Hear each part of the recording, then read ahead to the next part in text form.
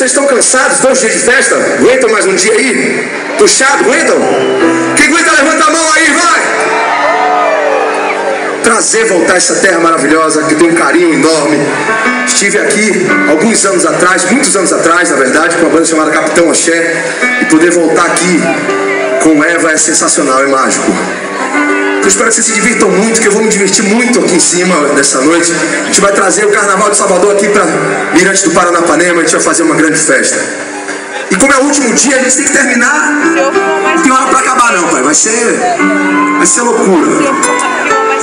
Ninguém vai para casa hoje, hein? Joga a mão para cima, todo mundo aí, agora vai!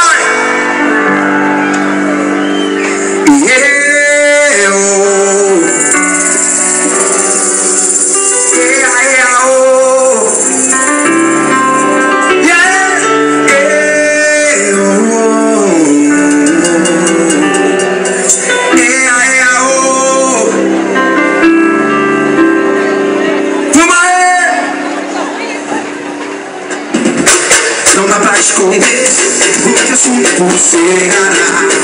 Não dá, não dá, não dá, não dá. Não dá pra esconder o que assunto chegará.